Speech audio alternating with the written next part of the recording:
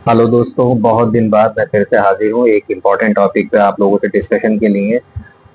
और हमारा डिस्कशन का आज का टॉपिक है जो घुटने के आसपास में इंजरीज होती हैं। उसमें 5 ऐसे इम्पॉर्टेंट एरिया जहाँ पर इंजरी होना बहुत कॉमन है और बहुत ज़्यादा उसको आपको बचाव करने के तरीके बताए जा सकते हैं। तो आप ये देख रहे हैं, मैंने अभी एक इमेज शेयर करी है। इस इमेज में आप देखेंगे जो नीचे की साइड से आ रहा है वो हमारा लेग का पार्ट है, और जो ऊपर की साइड में है वो थाई का पार्ट है, फीमर बोन जहाँ पे होती है। इसके टॉप एरिया में एक आपको एरिया दिखेगा जो आपका नी बोन बनाता है, यानी कि पेटेला, जो चपिया की हड्डी भी आप बोल सकते हैं। और उसके साथ साथ में कुछ स्ट्रक्चर आपको नजर आ रहा है, ठीक है।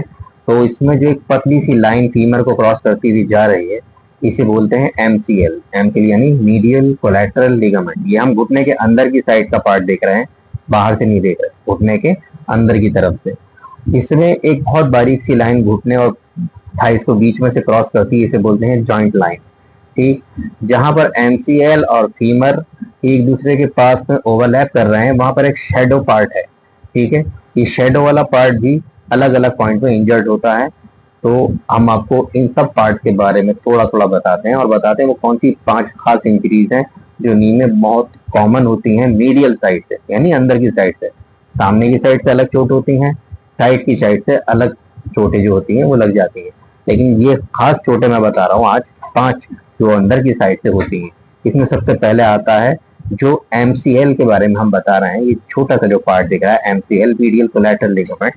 ये मीडियल कोलैटरल लिगामेंट अंदर की साइड से जो आपके फीमर और नीचे टीबिया बोन को ज्वाइंट करता है। ठीक है, किसी भी तरीके का घुटने में अंदर की तरफ से अगर डायरेक्ट ब्लो लगता है, जैसे आपकी घुटना मोड़े में है और टकरा जाए, ये कोई चीज आके टकरा जाए ड्राइविंग के टाइम में, उसको एकदम डायरेक्ट ब्लो लगे, तो उससे एमसीएल क्रैक हो जाता है, स्क्रीन में आ जाता है, कई बार पूरी तरीके से टीयर हो जाता है। ठीक है, तो इसके लिए डायरेक्ट ब्लो लगना जरूरी है। उसमें उसी एरिए पे, लोकल एरिया पे, पूरे घुटने पे नहीं, लोकली सिर्फ एमसीएल वाले पार्ट पे आपको स्वेलिंग दिखेगी। ठीक है, दूसरा वाला पार्ट जो आप आगे को शेडो पार्ट देख रहे हैं, ये है मेनिस्कल यानी मीडियल मेनिस्कस का एरिया।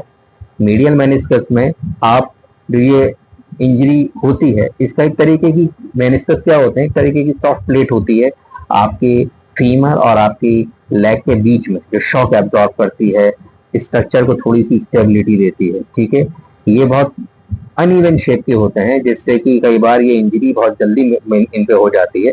लेकिन क्योंकि ये पूरे नी को घेरे हुए होते हैं, इसलिए जब इसमें कोई चोट लगती है, इस तरीके से जब हम बैडमिंटन खेल रहे हैं, फुटबॉल खेल रहे हैं और एक पैर पे खड़े होकर दूसरी तरफ को पास देते हैं, यानी एक जॉइंट को पाइवेट बना के टर्न मारते हैं, उसमें फौरन ये ट्विस्ट होके फट जाता है, क्रैक आ जाती है। तो इसमें भी अलग अलग ग्रेड के केयर टीएल्स होते हैं, जो डिटेल में जाने की जरूरत नहीं है अभी हमें। तो उसमें लोकली और पूरे जॉइंट पर आपको स्वेलिंग मिलेगी। तीसरे पॉइंट जो आपको छोटी सी ब्लू कलर की डॉट और इनविजिबल डॉट दिख रही है, यह है पेजेंट्राइन बर्सा। ठीक है, ये फ्यूल फिल्ड सैक्स होते हैं, पॉकेट्स होते हैं, जो फ्रिक्शन को थोड़ा सा रोकते हैं। ठीक है, तो इसमें क्या होता है, जब बहुत ज्यादा हमारी हैमस्ट्रिंग की, क्वाड्रिसेप्स मसल की ओवर यूज होता है, ये स्ट्रेच करते हैं, इसके ऊपर से स्ट्रेच करते हैं, तो इसमें स्वेलिंग हो जाती है। स्वेलिंग होने की वजह से जो होता है, पेन रहने लगता है सामने की साइड में, और रेडनेस आ जाती है। स्पोर्ट्स सबसे कॉमन स्पोर्ट्स इंजरी है जिसमें नी का इस्तेमाल ज्यादा होता है। भागना कूदना, क्रिकेट हो गया, डाई मारना, तो इसमें जो इस एरिए पे जो आप देख रहे हैं, ये प्रेजेंटाइन बर्सा है, यहाँ पर स्वेलिंग हो जाती है। फिर हम जॉइंट लाइन की तरफ आए तो एज के साथ में जॉइंट लाइन ज्यादा प्रोमिनेंट हो जाती है। उसकी वजह है साइनोवियल फ्लूइड का कम होना। जब ये प्रोमिनेंट हो जाती है तो दोनों बोन आपस में टकराने लगती हैं, सीढ़ी चढ़ने में परेशानी होने लगती है, स्क्वाट में परेशानी होने लगती है, आपको ज्यादा नी बेंडिंग को डॉक्टर मना कर देते हैं। वो सिम्टम होते हैं अर्थराइटिस के। हालांकि वो सारी चीजें आपको शुरू करवाना चाहिए, उसके लिए फिजियोथेरेपी है, उसके बारे में हम अगले पॉइंट पे डिस्कस करेंगे। लेकिन इसमें नी बेंडिंग को फिलहाल 90 डिग्री से ज्यादा प्रिवेंट कर दिया जाता है। तो जो जॉइंट लाइन आप देख रहे हैं, ये एज के साथ आने वाली प्रॉब्लम है। मैक्सिमम केस में कैल्शियम की डिफॉर्मिटी, विटामिन डी की डिफॉर्मिटी, थायराइड, इनकी वजह से वो आने लगता है। और सबसे लास्ट वाले जो पॉइंट हम अब इस तरफ जाते हैं, ये आपको दिख रहा है पेटेला और टीबिया की जो लाइन है, इसको जो एक छोटा सा क्रॉस लाइन फॉरवर्ड कर रहा है, ये होता है फ्लाई का एक छोटा सा एक स्ट्रक्चर है जो आपकी पेटेला और टीबिया के बीच में होता है। बहुत छोटा सा जेली लाइक स्ट्रक्चर समझ लीजिए, और ये स्ट्रेट रहता है। अब कभी यंग एज में कभी हमारे चोट लग गई तो इसमें सिकुड़न आती है, तो वो वैसे ही रह जाती है जब तक उसे ट्रीट ना करा जाए। ये पेटेला के दोनों साइड होता है, मीडियल एंड लैटरल। ज्यादातर मीडियल साइड में इंजरी होती है जब ये सिकुड़ जाता है, टाइट हो जाता है किसी भी वजह से, चोट की वजह से, तो उसमें इसको जो प्रॉब्लम होती है उस प्रॉब्लम को बोलते हैं मीडियल रेटिनाकुलर प्लाइका। तो ये जो है आपका इंजरी आपके अंदर की साइड में घुटनों करती है। होप आपने ये वीडियो एंजॉय किया। आपकी ये 5 प्रॉब्लम मीडियल साइड होती हैं, और बाकी की आपकी जो इंजरीज लेटरल साइड और फ्रंट साइड से होती हैं, तो उसको हम नेक्स्ट वीडियो में डिस्कस करेंगे।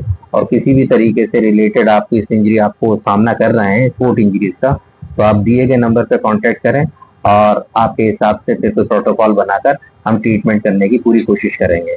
ठीक है, thank you, have a nice day.